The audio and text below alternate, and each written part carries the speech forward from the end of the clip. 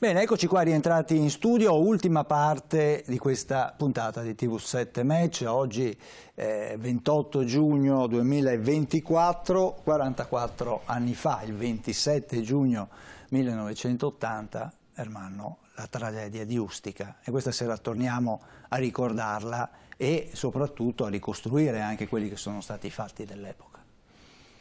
La tragedia di Ustica è il grande enigma delle grandi tragedie, non si arriva mai alla fine. Ustica è un garbuglio di fatti, di menzogne, di dati sbagliati. Quello che emerge sostanzialmente è l'intervento da parte di tutti i servizi segreti, diciamo, occidentali e anche una parte di altre attività. Ustica comporta la tragedia di 81 persone che viaggiano su questo aereo, appunto, che deve andare da Bologna a Palermo, ma che a Palermo non arriverà mai. E naturalmente scompare all'improvviso senza nessuna, diciamo, senza nessun messaggio da parte dei piloti, e quindi si pensa a tutta una serie di vicende che potrebbe essere stato, e poi lo vedremo, un'attività, diciamo, di spionaggio, e soprattutto sia stato messo all'interno della cabina dell'aereo una bomba e quindi l'aereo è precipitato. Inizialmente si parlava di un aereo vecchio, che in effetti non era, diciamo, stato comprato nuovo, di una nuova compagnia aerea che peraltro non si capisce perché era nata una compagnia aerea quando c'era il monopolio dell'Alitalia, tutta una serie di quesiti molto complessi, e da ultimo, proprio in questi ultimi mesi, viene fuori un'altra verità: la presenza di aerei israeliani che naturalmente dovevano abbattere un aereo francese che portava, diciamo, risorse atomiche all'Iran per costruire la prima bomba atomica iraniana.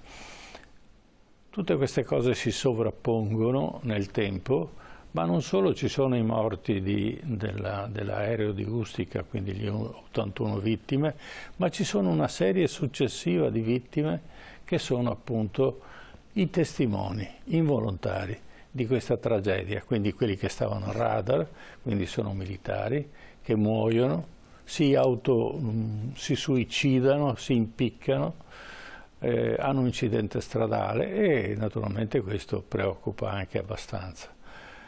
E tutta questa vicenda non ha un inizio, ma non avrà mai una fine, perché oggi, appunto, con questa diciamo, notizia ulteriore, dove ci sono aerei israeliani che bombardano allo stesso momento in cui avviene la tragedia di Ustica, comporta una rimessa in discussione di cosa è veramente successo.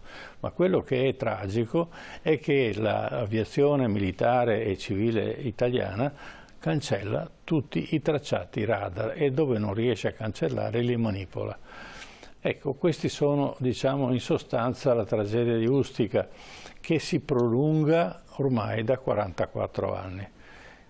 Torniamo al nostro discorso. Ustica è un insegnamento, perché nessun'altra situazione di questo genere è mai successa in un altro paese libero, democratico del mondo.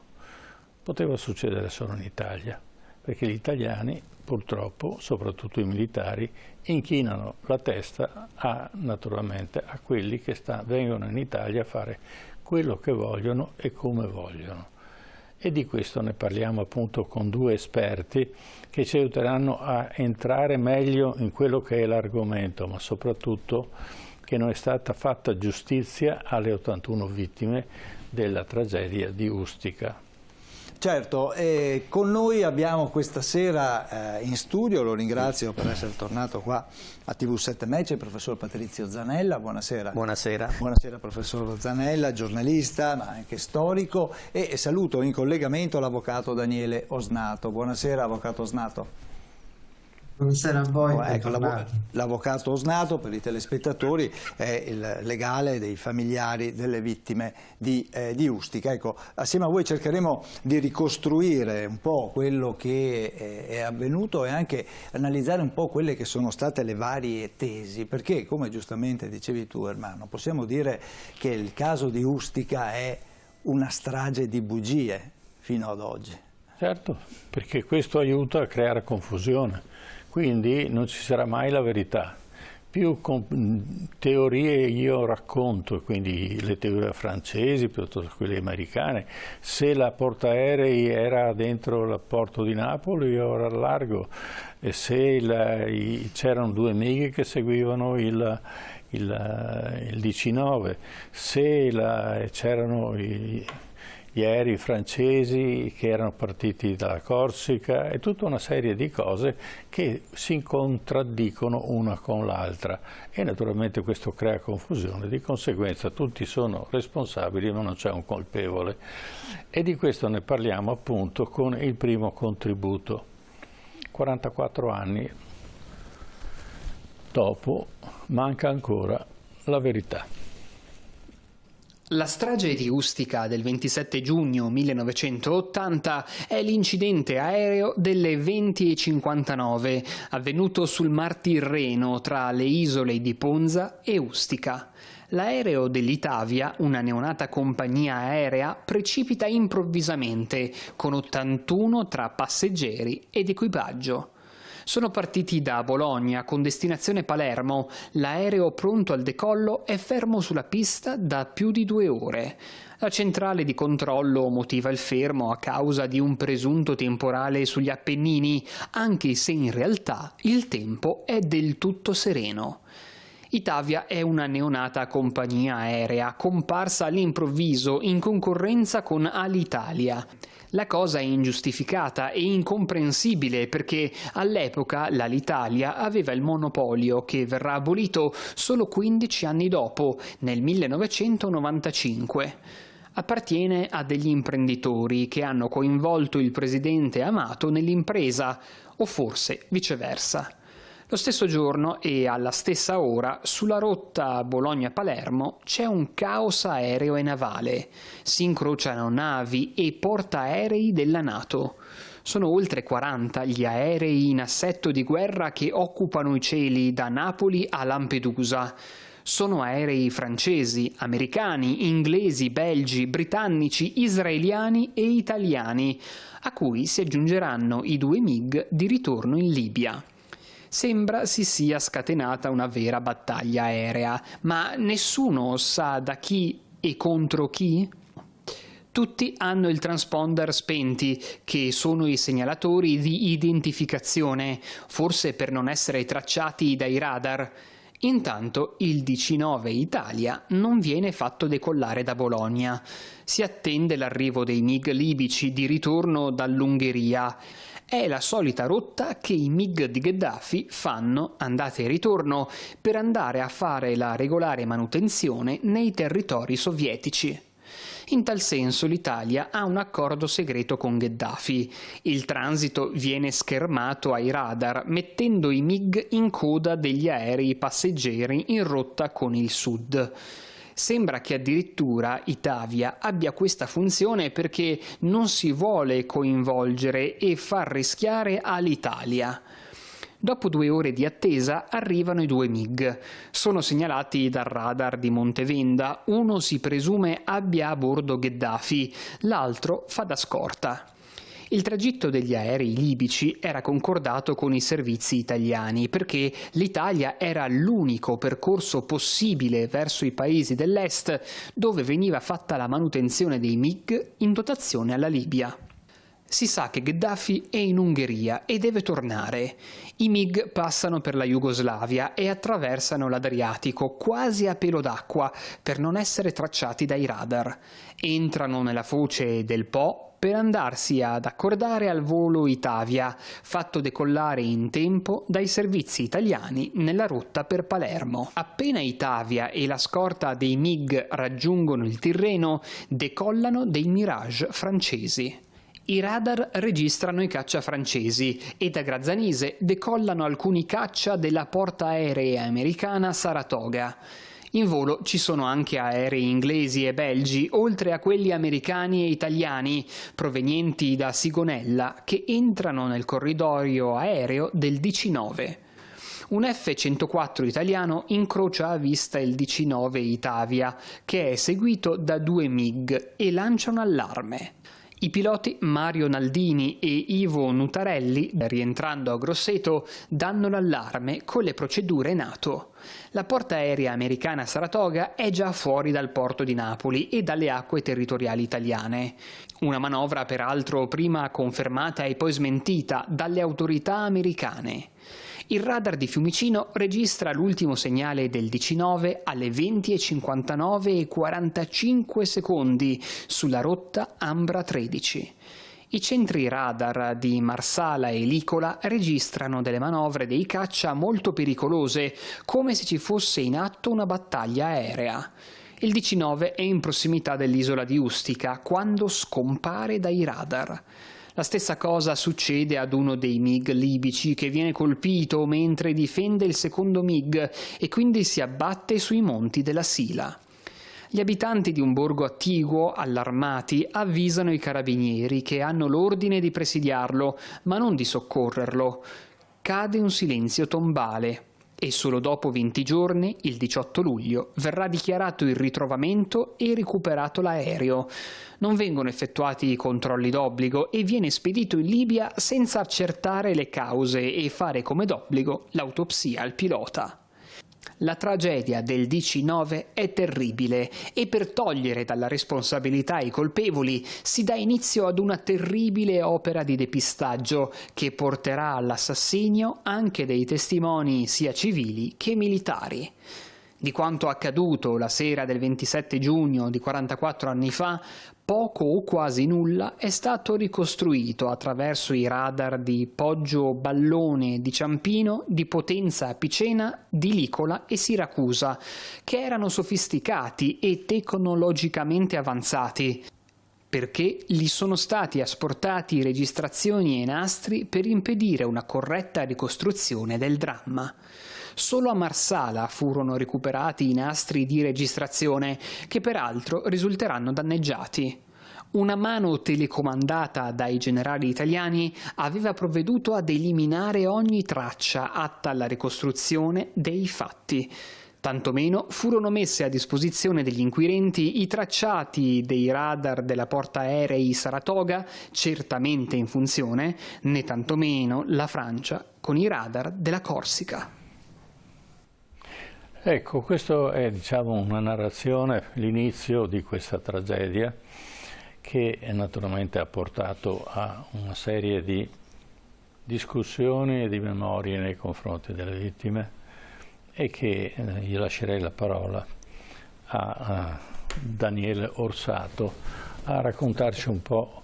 Lei ha vissuto, direttamente questa vicenda perché sono anni che la segue e quindi è un testimonio di tutto il percorso tragico che è stato appunto l'accaduto del DC-9. Prego. Grazie. Come al solito i vostri servizi sono sempre molto, molto completi. Io vi devo confessare che l'unico dubbio che ho rispetto alla ricostruzione che voi avete appena mostrato è l'effettivo decollo da parte della Saratoga nella sera del 27 giugno del 1980 di aerei. Certamente la Saratoga c'era, questo è stato oggetto anche di un'attività di indagine difensiva che ai tempi abbiamo fatto insieme ad Andrea Purgatori, che saluto, comunque saluto, che tanto ha lavorato su questa storia. Lui aveva trovato un componente dell'equipaggio che gli diceva che comunque la sera del 27 giugno dell'80 la Saratoga era uscita fuori, ma purtroppo uno su 6.000 ci lascia sempre qualche dubbio. Io mi sono occupato di assistere circa 140 persone durante i processi prima penali e poi civili. Sono 31 sentenze, dei tribunali civili, un centinaio di magistrati. Le risultanze dei processi civili confermano un intercettamento in volo, quindi un'azione di guerra in un periodo di pace, e quindi, come dire, l'uccisione, che infatti è correttamente definita strage, di 81 cittadini italiani ignari che quella maledetta notte qualcuno giocava nei cieli italiani e giocava a fare la guerra. E se mi consentite, poiché io l'avvocato faccio, la storia processuale si sintetizza in questo, si sintetizza in una immediata richiesta da parte della magistratura di tutti i tracciati radar e quindi dell'intero descrizione del contesto radaristico che aveva coinvolto l'esplosione del DC-9, e questa richiesta ovviamente viene inoltrata all'aeronautica militare. L'aeronautica militare nel 1980 controllava sia i siti militari addetti al controllo militare, sia il sito di Ciampino, che era il controllo addetto ai controlli dei voli civili, ma che comunque da militari era gestito, mantenuto e alimentato. I siti che vedono il contesto radar del Basso Tirreno quella maledetta sera, sono 10. In un modo o nell'altro, perché qualcuno è più lontano, qualche altro riceve della documentazione, si dice in cross-tell, perché l'Italia rientrava nel sistema NEIG di controllo della NATO, ed era la portaerei nel Mediterraneo, ed era la trincea della NATO di fronte al patto di Varsavia, e quindi la Jugoslavia di Tito, che era 40 miglia nautiche dall'Italia, ma anche la Libia, che era come dire, sotto la sfera del patto di Varsavia. Era una situazione di piena guerra fredda, era una condizione in cui, se si poteva identificare un aereo cosiddetto zombie, l'aereo zombie, ricordo che è un tipo di aereo militare, tipicamente militare, quindi viene battuto dai siti radar e ha una velocità compatibile con un volo militare. Se non è identificato, si devono alzare gli intercettori e lo devono aggredire, lo devono costringere all'atterraggio, se no ingaggiare, come dire, un combattimento. Il contesto, molto brevemente e molto sinteticamente, è questo. E quindi il primo sito che si occupa di vedere, che si occupa di seguire questo volo di 81 cittadini italiani inermi, è il sito di Montevenda, che è vicino Padova. Padova in realtà non registrerà il volo del DC-9, però riceve tutta una serie di informazioni attraverso quello che è definito il cross-tell. Il cross-tell era una trasmissione dei dati radaristici nel sistema del contesto NEIG, come dire la nonna di internet, e noi eravamo la trincea della NATO, quindi eravamo molto ben organizzati, perché un aereo zombie non poteva sfuggire agli occhi del controllo radar militare. Ma alle domande della magistratura, che chiede dammi tutti i dati in tuo possesso, l'aeronautica militare non consegnerà di Montevenda né il tracciato dei radar che erano arrivati a Montevenda, e mancheranno anche tutte le registrazioni foniche, perché i militari in quel tempo registravano tutto, registravano sia l'ambiente in cui loro lavoravano, e da lì noi per esempio a Ciampino qualche registrazione l'abbiamo avuta, e quindi da lì siamo riusciti a ricostruire anche indirettamente quello che era successo, la famosa telefonata all'ambasciata americana per esempio, o le battute se vedevano razzolare degli aerei. Il termine razzolare è un termine tecnico che per i controllori radar identificava la presenza di una portaerei nelle immediate vicinanze del DC-9, se vedevano razzolare degli aerei. Non ci arriveranno nemmeno le registrazioni foniche, e tutti i registri obbligatori della sala radar sono stati fatti sparire, non vengono trasmessi alla magistratura. Subito dopo c'è un sito di particolare rilevanza, che è quello di Ferrara, si chiama sito di radar di Poggio Renatico, che registra la prima mezz'ora del volo del DC-9 da Bologna quasi fino a Firenze. Anche in questo caso, chissà perché, e qualcuno parla di sfortuna, noi non avremo niente dei nastri radar magnetici che avevano registrato quel volo, e ci mancheranno anche lì, in maniera molto sfortunata, tutte le registrazioni fonico. Il sito era molto importante perché in realtà registrerà, perché era molto vicino, il famoso ingorgo di Grosseto Firenze, è quell'ingorgo dove Naldini e Nutarelli, ma anche altri 2 aerei militari F-104 italiani, lanceranno l'allarme perché accosteranno, anzi invaderanno l'aerovia Ambra 14 percorsa dal DC-9 dell'Italia, segnalando con altissima probabilità la presenza di un'intersezione di un aereo abusivo militare al di sotto del DC-9, aereo che seguirà il volo del DC-9 fino all'esplosione vicino Ustica. Anche lì mancherà tutto questo, anche lì non ci daranno tutto quello che ci sarebbe dovuto essere, e mancherà anche un registro di assoluta rilevanza, che era il registro del capo controllore di Ferrara, perché nella pagina del 27 giugno del 1980, che è la data dell'evento, risulterà consegnato con la pagina che riguarda quel giorno, quell'orario e quel preciso momento, tagliata con una lametta. E siamo stati sfortunati anche lì.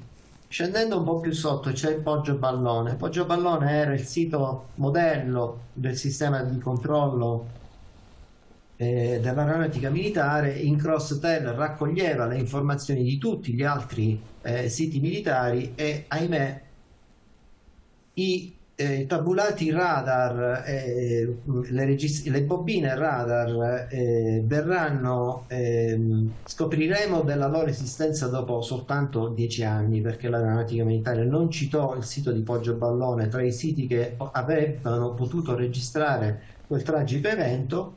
La magistratura scoprirà dopo oltre 10 anni della presenza di queste registrazioni, le porrà sotto sequestro. Queste bobine radar verranno trasferite con un volo militare a Trapani Birgi per la consegna, e lì ci fu il famoso scambio delle valigette tipo film americano, dove sostanzialmente la valigetta consegnata al giudice istruttore, che ai tempi indagava, fu consegnata vuota, e si persero queste registrazioni delle bobine. Però scampò al sequestro la stampa del contenuto di queste bobine, di queste registrazioni. Questa stampa, che noi siamo riusciti a acquisire, purtroppo ha un buco temporale di registrazione, perché è tagliata la parte che riguarda proprio, guarda caso, quei 4 minuti in cui Naldini e Nutarelli, vicino a Grosseto, tra Grosseto e Firenze, osservano questa intersezione di questo volo, e sempre ancora con grande sfortuna noi vedremo che approssimativamente verso le 21, che è il momento, l'orario in cui esploderà il DC-9 dell'Italia, abbiamo un taglio di 3 minuti prima e un taglio di 3 minuti dopo, e qualcuno continua a parlare di sfortuna. Scendendo un po' più giù c'è Potenza Picena, che è vicino a Macerata. Potenza Picena anch'essa lavorava in Cross-Tel, non vedeva direttamente il basso Mar Tirreno, ma riceveva i dati. Lì la devastazione è stata totale, non abbiamo neanche un nastro, non c'è stato consegnato niente.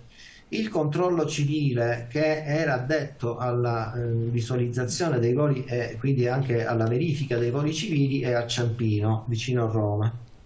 Non ci daranno il foglio presenze di sala, quindi noi non sapremo mai dall'aeronautica militare i nominativi dei presenti in sala.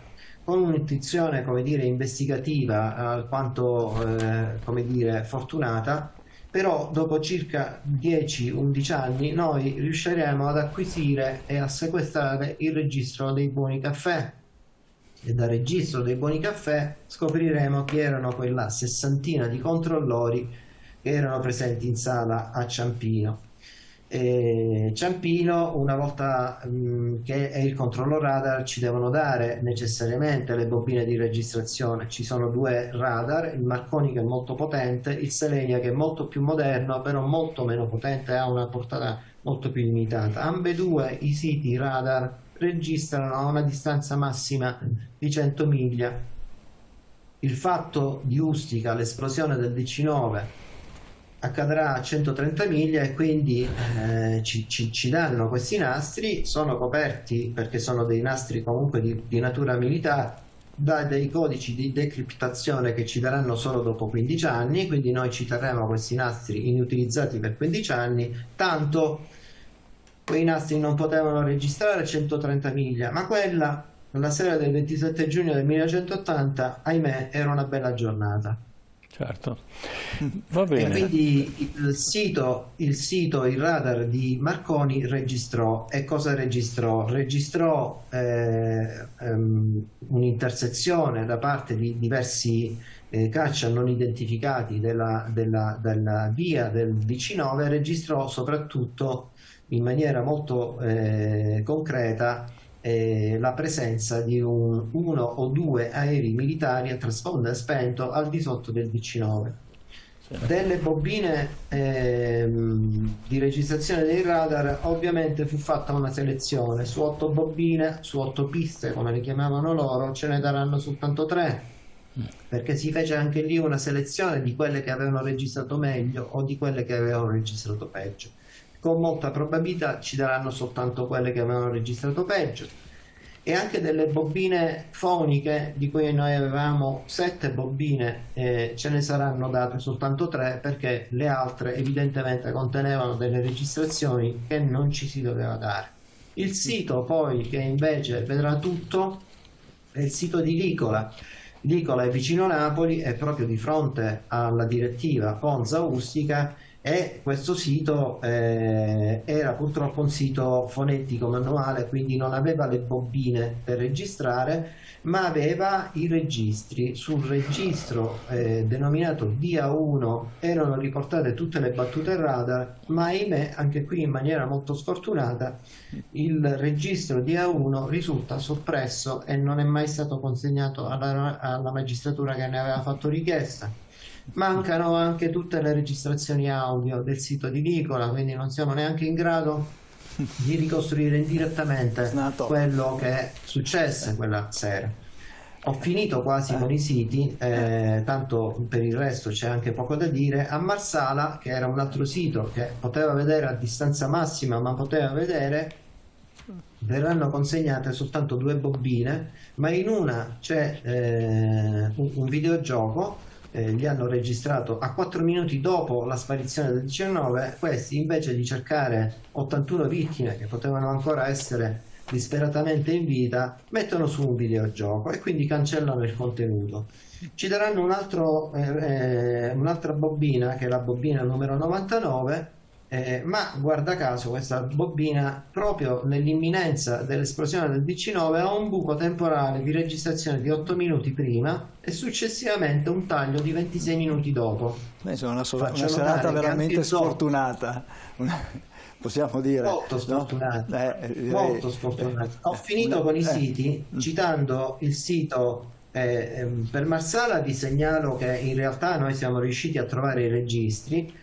Noi abbiamo trovato il registro dell'addetto addetto al computer, che è colui che faceva come dire, questi inserimenti dei videogiochi e quant'altro, il quale è risultato ritrascritto a posteriore. Anche il registro del guidacaccia, che è colui che seguiva i cosiddetti zombie, che erano i plot non identificati, ipoteticamente aerei militari del patto di Varsavia, risulta stato ritrascritto in bella copia, e manca il registro del capo controllore e del capo sorveglianza. Insomma, grande sfortuna. Siracusa, quando Marsala faceva la Sinadex e quindi faceva i videogiochi, Siracusa era il sito che doveva subire necessariamente la copertura radar e il controllo radar. Tenete conto che sia Marsala che Siracusa sono a sud in Sicilia, e c'è Gheddafi, insomma, è fuori controllo in quel periodo, quindi è molto pericoloso. Aveva già minacciato attentati, aveva già minacciato di lanciare missili e quant'altro.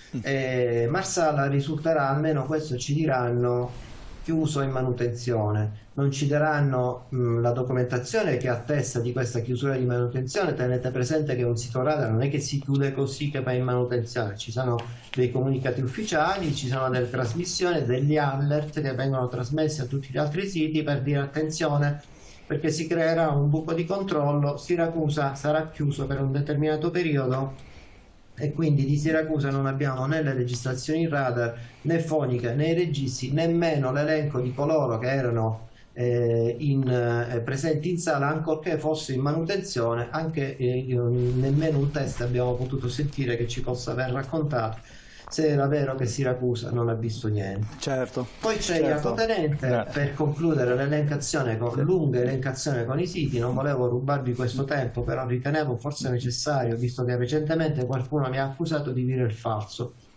E allora, visto che dobbiamo dire le cose false, ripetiamo quello che risulta acquisito dalla magistratura. Jacopo Tenente è un sito che sta in Puglia e che, guarda caso, era quel sito che avrebbe dovuto registrare quella traccia del MiG libico che poi fu ufficialmente ritrovato e che ufficialmente ci dissero che cadde il 18 luglio e quindi dopo circa 20 giorni a Castelsilano, e che avrebbe dovuto registrare proprio quella traccia del MiG, ma guarda caso, ancora una volta più sfortunati di sempre, proprio quella traccia è stata fatta sparire e quindi Jacopo Tenente non ci ha potuto documentare la traccia del 18 luglio che riguardava il MiG libico. Questo è una sintesi di milioni di documenti che riguardano delle ricerche che la magistratura ha dovuto svolgere, perché sarebbe stato, e voi lo capite in maniera molto intuitiva, talmente facile acquisire l'intera documentazione radaristica per capire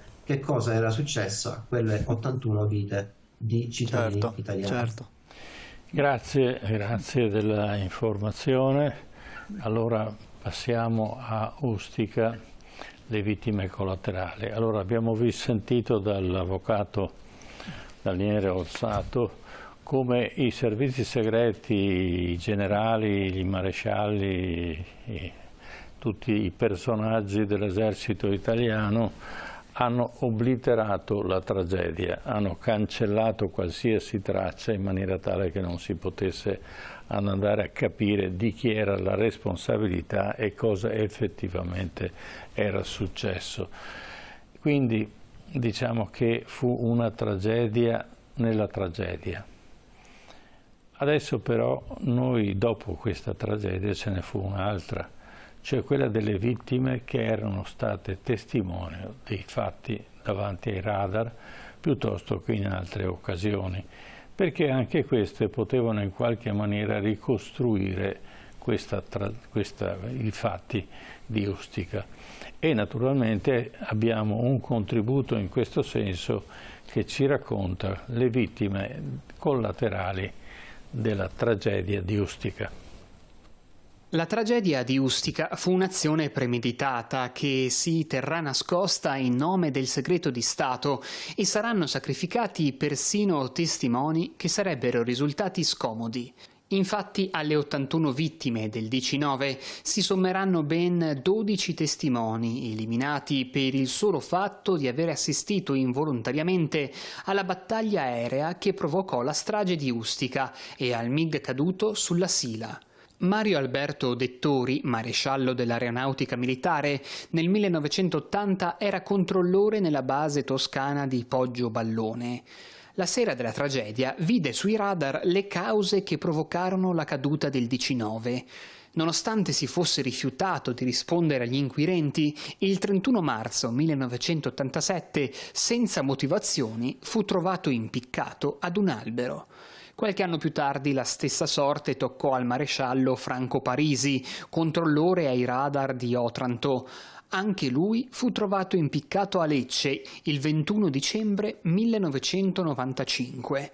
Non era in servizio nella notte di Ustica, ma lo era la mattina del 18 luglio, al ritrovamento del MiG libico che si voleva far credere fosse precipitato in quel giorno. Parisi era citato come testimonio nel 1996, ma non arrivò vivo a quell'appuntamento.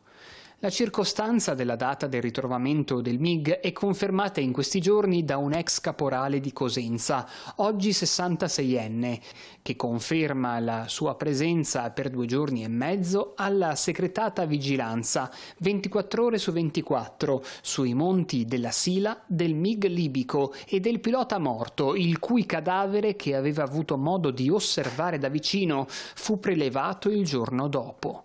L'ex caporale indicò la pista giusta agli inquirenti, ma prima di deporre fu vittima di ben 4 incidenti in ascensore e uno speronamento in auto che avrebbero potuto ucciderlo. Tra i decessi sospetti ma non collegati alla vicenda di Ustica vi sono quelli di Mario Naldini e Ivo Nutarelli, i 2 ufficiali dell'aeronautica che videro il DC-9 Itavia con 2 MiG al seguito, per cui diedero l'allarme. I 2 piloti morirono a Ramstein in un incidente aereo su cui non si fece chiarezza. L'elenco delle morti sospette, stilato dal giudice Priore, prosegue poi con il colonnello Pierangelo Teodoldi, morto il 3 agosto 1980 in un incidente stradale, il capitano Maurizio Gari, colpito da infarto l'8 maggio dell'81, il sindaco di Grosseto nel 1980, Giovanni Battista Finelli, morto in un incidente il 23 gennaio 1983, così come il maresciallo Ugo Zammarelli il 12 agosto 1988 a Lamezia Terme, mentre il suo parigrado Antonio Muzio venne ucciso il 1 febbraio 1991 a Vibo Valentia.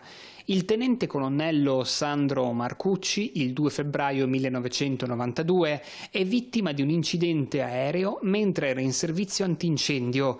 Il generale Roberto Boemio viene accoltellato a morte il 12 gennaio dell'83 a Bruxelles, mentre il maggiore medico Giampaolo Totaro si suicida, impiccandosi il 2 novembre 1994.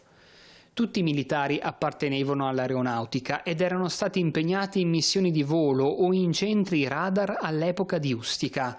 Sulle circostanze di queste morti legate all'inchiesta di Ustica, i fatti hanno dimostrato che furono coincidenze programmate. Prego, professor Zanella, vuole commentare una tragedia nella tragedia. Ma la strage di Ustica ha tutti gli elementi della tragedia classica. L'insepoltura delle vittime, la mancanza di giustizia e il confronto impari tra vittime e potere. Sono gli aspetti determinanti che emergono analizzando questa terribile pagina oscura, perché bisogna dire che è ancora oscura dell'Italia. Tuttavia va detto ancora qualcosa per far capire diciamo, a chi non ha vissuto quel periodo che era ingarbugliato, era un periodo complesso. Il 1980 è un anno drammatico, ricordiamo l'abbondanza di attentati terroristici, la proliferazione di uccisioni sia da parte delle Brigate Rosse che appartenevano a gruppi di sinistra, ma anche di attentati di matrice neofascista, per cui abbiamo un complesso di avvenimenti che intorbidano ogni ricerca di arrivare a una giustizia in primis. Va detto ancora che per i primi 7-8 anni la tesi che si cerca di veicolare nell'opinione pubblica è quella del disastro aereo per i primi 8-10 anni, 9 anni, e ci sarà anche una scarsa attenzione mediatica, va detto anche questo, perché poi l'attenzione si sposta, ricordiamolo, sull'attentato di Bologna del 2 agosto dell'80, per cui l'opinione pubblica era stata ulteriormente impressionata, voleva capire cosa e chi aveva fatto esplodere quella bomba alla stazione di Bologna. Quindi Ustica fu in qualche maniera lentamente accantonata. Ecco, bisognerà attendere sia la nascita di 2 comitati, quelli che tutelavano le vittime, che nasce solo nel 1987 mi sembra, non nasce subito a ridosso come avviene normalmente per fatti inspiegabili o atroci. E poi altra cosa importante che va assolutamente richiamata è, e voi l'avete abbondantemente cercato di dimostrare nel primo servizio, è il contesto internazionale.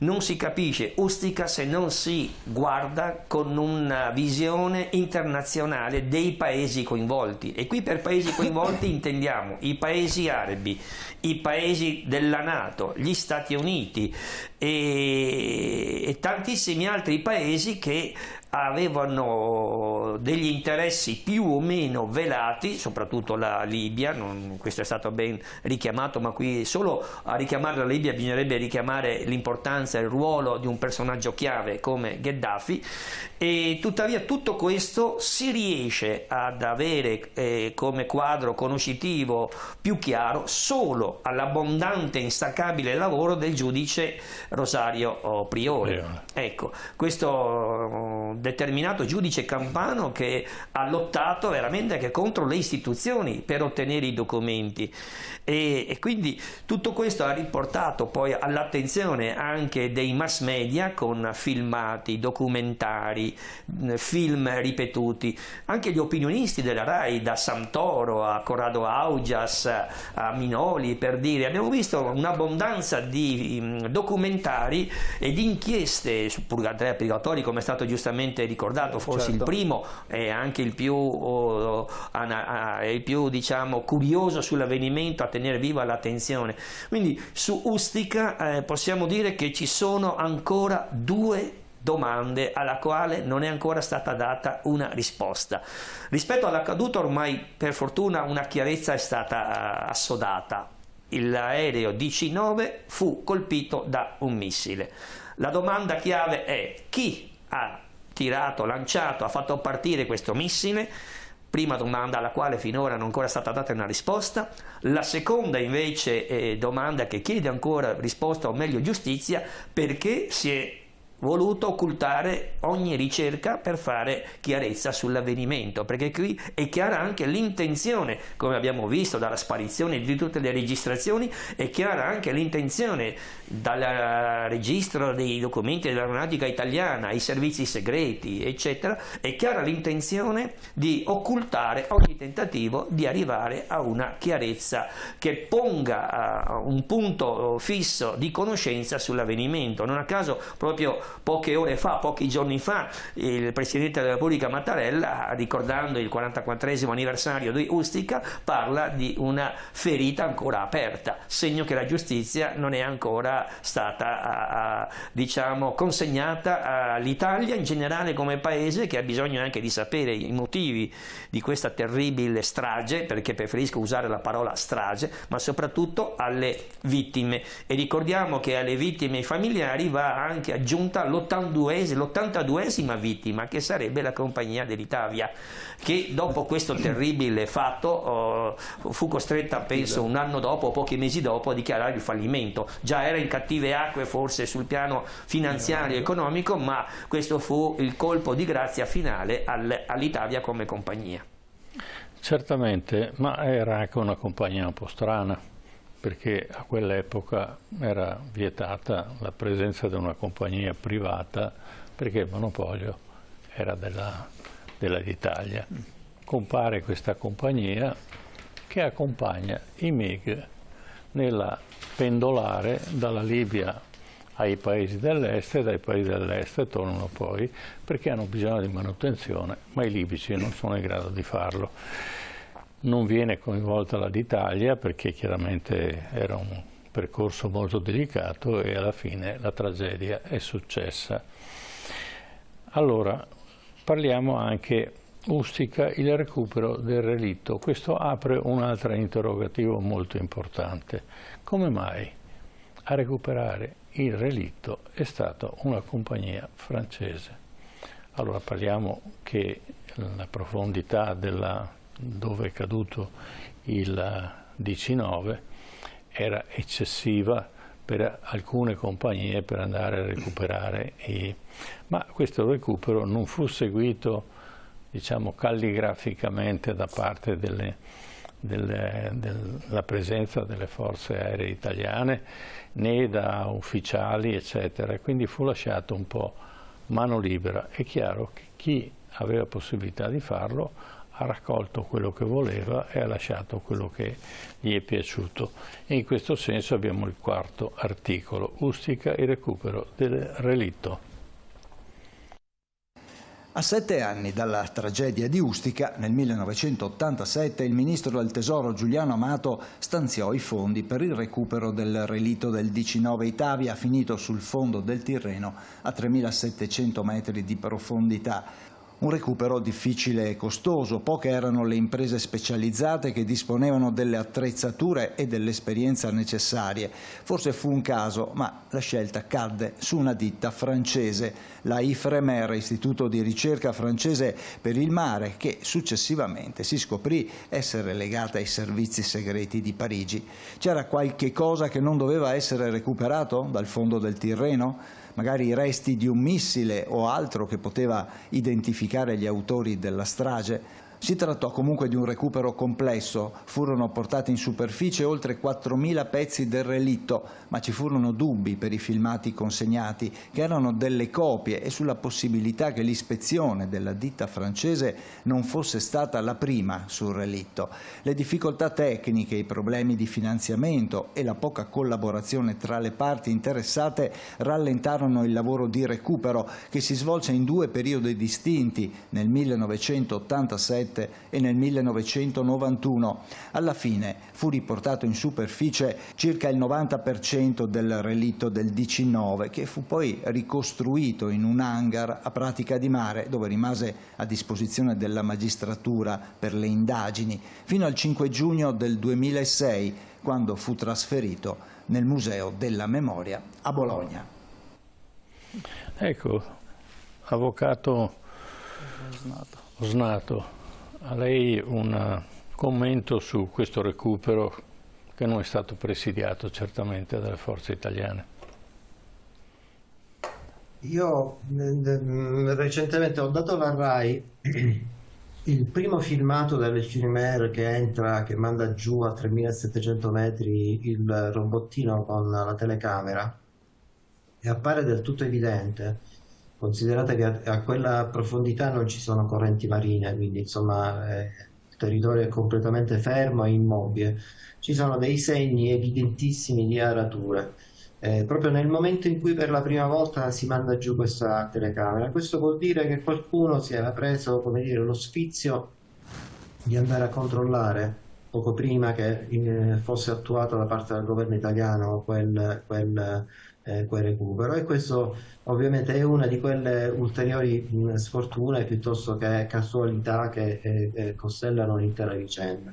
Volevo ringraziare il professore Zanella perché ha fatto come dire, una sintesi e una ricostruzione storica assolutamente pertinente, e agganciandomi a quello che diceva lui, se mi è consentito, oltre alla 82esima vittima che poi è con la compagnia aerea Itavia, ma anche, ripeto, e lo voglio sempre ricordare, le migliaia di dipendenti che ancora adesso aspettano il pagamento dei TFR e delle proprie competenze, e che si sono anche loro riuniti in una sorta di associazione, ma che ahimè non vedranno una lira, perché l'Italia è stata messa in liquidazione, e a quanto pare le ultime notizie di stampa ci dicono e ci narrano che i liquidatori, quelle somme che dovevano servire per pagare le ultime competenze stipendiali dopo 44 anni degli ex dipendenti dell'Italia, quei soldi li hanno spesi in Rolex e in altri gingilli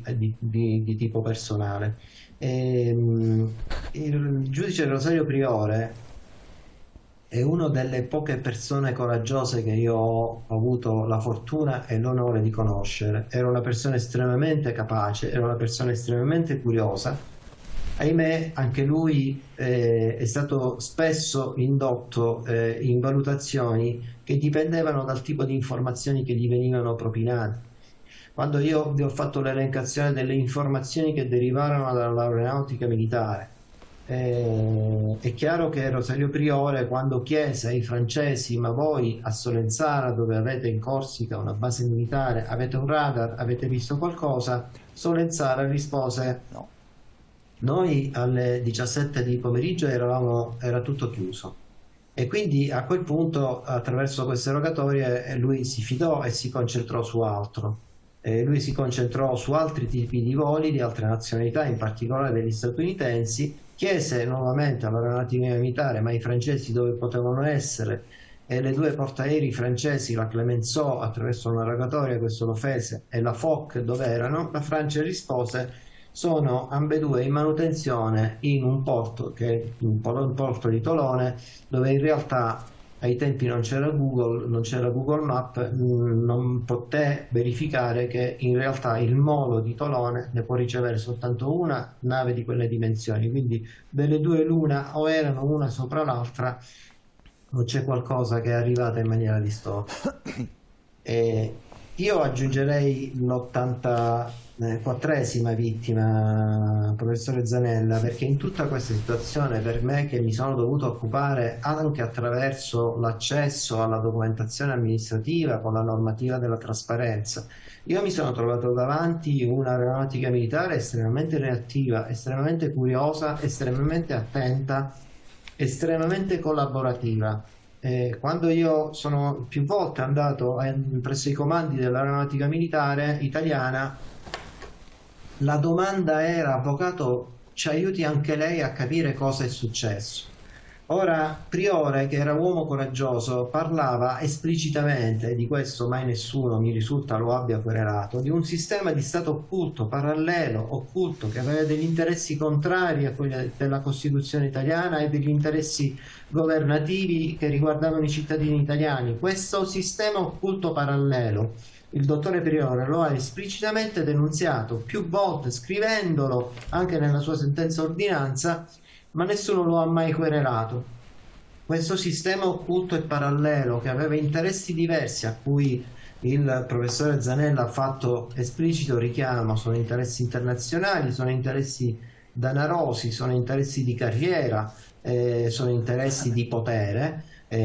Questo sistema occulto parallelo è quello che poi alla fine si è preso la briga, e forse anche l'autorità che non aveva, di fare questa devastazione documentaria e informativa, di depistare, di creare questo muro di gomma e di giocare alle tre carte. E quindi gli dissero a Priore: guarda, gli americani, i francesi sono troppo lontani, Solenzara non ha un'autonomia tale o un aereo militare per volare da Solenzara. Poi in realtà abbiamo scoperto che Solenzara era a solo 150 miglia, poi abbiamo scoperto che sotto Solenzara c'era con molta probabilità un razzolamento, questo lo vediamo nei siti radar, di quello che è scampato, un razzolamento di voli militari, che due sono le cose: se razzolano vuol dire che salgono in quota e vengono battuti per 1, 2, 3 plot, dopodiché vanno sotto quota e da qualche parte devono atterrare. Certamente non possono essere aerei militari sottomarini e quindi devono atterrare su una portaerei. Questo stesso sistema di razzolamento noi lo vediamo tra Ponza e Ustica, quindi c'è un'altra portaerei che forse con grande probabilità non può essere la Saratoga, perché è alla fonda del porto di Napoli. E allora dove stavano queste due portaerei della Francia? Su tutto questo, vi dico che su tutto questo la Francia non ha mai risposto. La Francia ha risposto a 17 rogatorie dicendo: non ho informazione da dare, non ho informazione da dare e io sono disponibile a qualsiasi ulteriore richiesta che tu mi faccia. Ma è un modo per non rispondere, è un modo per continuare a negare la verità. E allora noi cosa abbiamo fatto? Certo. Quando abbiamo vinto i processi civili abbiamo fatto una rogatoria al Parlamento europeo, abbiamo chiesto la costituzione di una commissione d'inchiesta a cui, badate bene, non può essere opposto il segreto di Stato. Voi sapete che la Francia il segreto di Stato non ha un termine, in teoria in Italia ce l'ha il termine, ma poi di fatto concludentemente, se volete ne parliamo, viene comunque esercitato. E quindi un termine di scadenza, come dire, immaginaria e figurativa, semplicemente dichiarato e mai attuato. Ma la Francia invece ha proprio un regolamento che dice: io il mio segreto di Stato me lo tengo eternamente. La commissione d'inchiesta parlamentare può invece sfondare quel muro di gomma del segreto di Stato francese.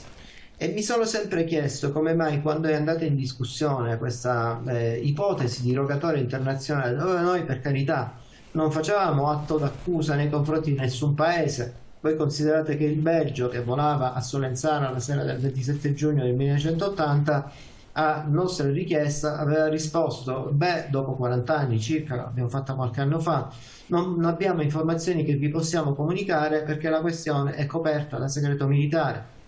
Qualcuno mi faccia la cortesia di tradurre questa affermazione. Un segreto militare vuol dire c'è una guerra in corso, perché se no tu dopo 40 anni non hai altro tipo di segreti da non rivelare. Comunque sia, quella richiesta di costituzione di una commissione d'inchiesta che finalmente potesse fare luce su questo tragico evento, qualcuno si è messo di traverso, qualcuno ha posto il veto e il Parlamento, il relatore, un giovane parlamentare che doveva relazionare su questa questione, propose l'archiviazione solo perché a quei tempi l'Italia non aveva ancora sottoscritto, con grande ritardo, grande e colpevole ritardo, il protocollo di collaborazione giudiziaria a livello europeo. L'abbiamo firmato soltanto qualche anno fa. Era un modo per rispondere in maniera diversa. Cosa c'entrava il protocollo di collaborazione giudiziaria con una richiesta di costituzione di una commissione d'inchiesta internazionale paritetica? Noi avevamo solo chiesto, però, fate in modo che almeno uno di noi sia presente in questa commissione, così a titolo informativo ma anche di controllo e anche a titolo gratuito, devo dire. La Presidente del Parlamento europeo, che era italiana, io non faccio politica, non mi piace ricordare i nomi, però fu uno smacco per l'intero Parlamento che votò contro l'ammissione e la Costituzione perché qualche paese amico, e si continua a definirlo amico, pose il veto e si mise di traverso. La Presidente del Parlamento europeo non accettò questa richiesta di archiviazione e andò fuori protocollo. Il protocollo ammetteva o il rigetto o l'ammissione.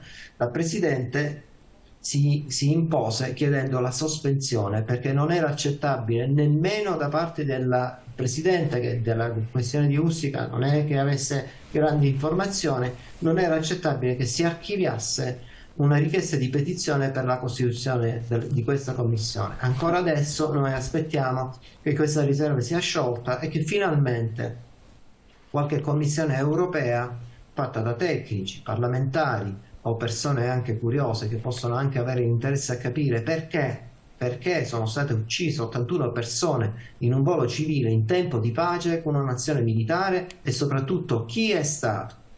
Il chi è stato non dovrebbe più far paura a nessuno, perché io continuo a raccontare di essere l'avvocato di 140 persone che sono i familiari delle 81 vittime, ma vi posso assicurare che quello rimane soltanto un numero e che io mi ostino a continuare a dire sono 140 miei assistiti, molti e moltissimi negli anni sono già venuti a mancare, per me rimangono 140 clienti, ma purtroppo stiamo morendo tutti. E allora dopo 44 anni, forse in un modo di dignità e di senso di democrazia e di appartenenza a quella che viene blaterata come l'Unione Europea e che viene mostrata come qualcosa di positivo, che poi di positivo poi non mi pare tanto che possa attuare le storie delle aggressioni da parte della Russia all'Ucraina, delle recenti questioni che riguardano gli esteri lo hanno dimostrato, non funziona, non è efficace. Ma io non faccio politica e non faccio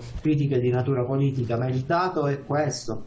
Certo. Il Parlamento europeo non è neanche riuscito a fare una commissione d'inchiesta che possa fare stato chiarissimo. Questo mi fa pensare che non ci sia la volontà di farlo. Questo mi fa pensare che a distanza di 44 anni questo senso di giustizia manchi, e non manchi soltanto ai parlamentari italiani o agli ex parlamentari italiani che in un modo e nell'altro continuano a perorare la teoria dell'esplosione a causa di una bomba, quando un microscopico segno dell'esplosione di una bomba all'interno di quel 19 non c'è.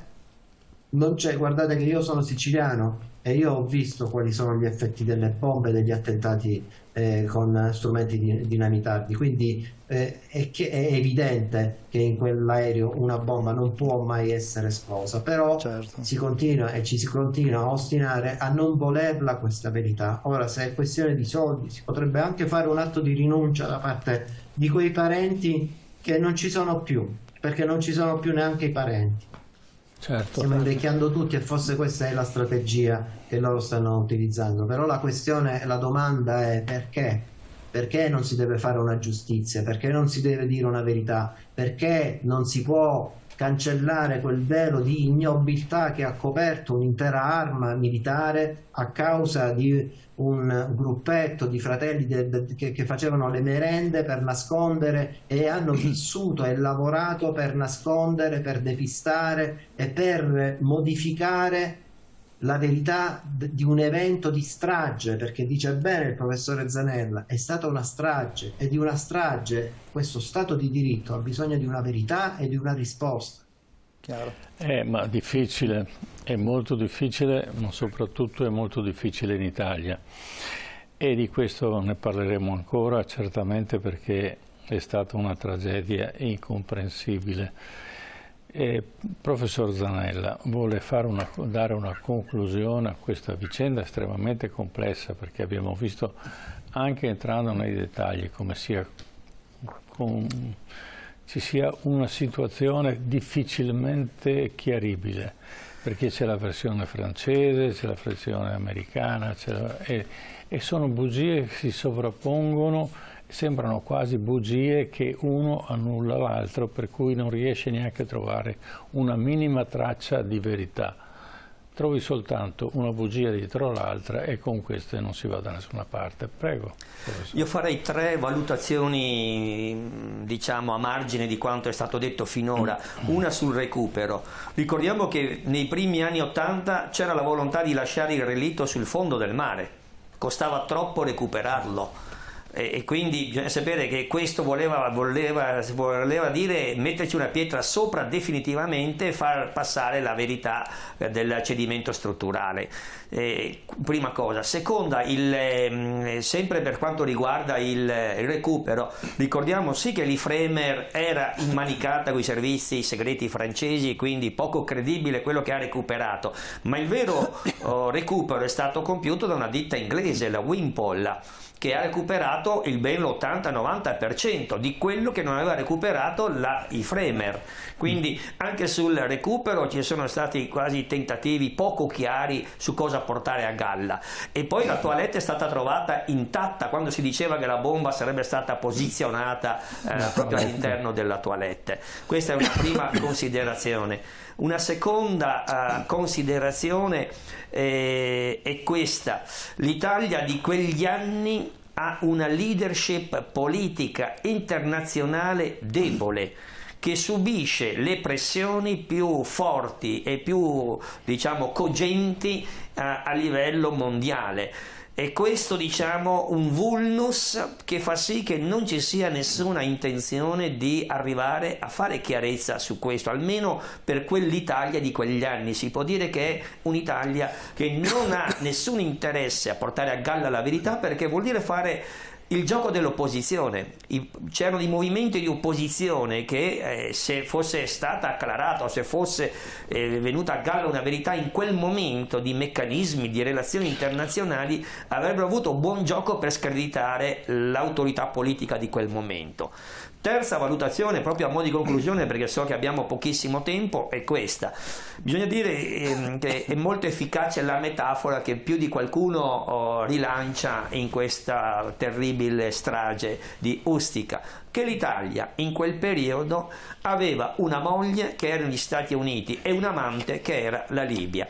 Per non scontentare tutte e due queste donne ha deciso una posizione, appunto, della prassi del silenzio totale. Certamente, ricordiamo che Gheddafi era un alleato dell'Italia nonostante tutto e che dava all'Italia delle risorse molto importanti, praticamente era il terzo mercato italiano, diciamo, a livello mondiale. Ci dava petrolio e soprattutto era intervenuto anche nelle aziende italiane che erano in difficoltà. Gheddafi aveva comprato il 10% della Fiat e proprio dopo l'attentato e altre cose fu imposto la vendita del suo 10%, cosa che non avvenne perché lo fece, diciamo, in forma occulta. Questa è la vicenda dell'Italia. L'Italia naturalmente ha sofferto di questa sua capacità o incapacità di gestire la politica italiana. Diciamo che c'erano figure molto pericolose, tipo Licio Gelli e molti altri, che avevano tracciato in Italia dei percorsi estremamente pericolosi. Di questo ne parleremo più avanti. Ringrazio i nostri ospiti che ci hanno chiarito con esattezza e soprattutto con puntigliosa diciamo, correttezza un percorso che ancora oggi in parte non si riesce a sgrovigliare. Grazie. Certo, grazie al professor Patrizio Zanella per essere stato in studio qui con noi e grazie all'avvocato Daniele Osnato in collegamento, grazie per il vostro contributo appunto e anche per la precisione nel, come dire, riportare quelli che sono stati i fatti e la situazione. Adesso come sempre noi ricordiamo i nostri ospiti silenziosi prima di salutarci. Questa sera ricordiamo, ne abbiamo parlato in apertura ovviamente di Julian Assange che è tornato in libertà, ma restano ancora in carcere Narges Mohammadi, la giornalista iraniana. Ricordiamo che è stata condannata nuovamente a 1 anno di carcere per aver come dire, contestato il governo iraniano, così come non si hanno notizie di Aung San Suu Kyi. Però la leader birmana, ricordiamo, agli arresti domiciliari nell'ultimo periodo è come dire, arrestata dopo un colpo di Stato del 2021. Dovevano esserci le elezioni, poi non sono più arrivate, ma per quanto riguarda i prigionieri di coscienza ce ne sono molti altri, quindi avremo modo di conoscerne, di avere nuovi nomi da presentarvi per presentare appunto quello che è un esercito di persone che purtroppo vivono nella privazione dei diritti proprio per una questione di coscienza. Ci fermiamo qui, noi vi lasciamo adesso al calcio, agli europei 2024 e ci ritroviamo la settimana prossima, come sempre, con TV7 Match. Buonanotte a tutti.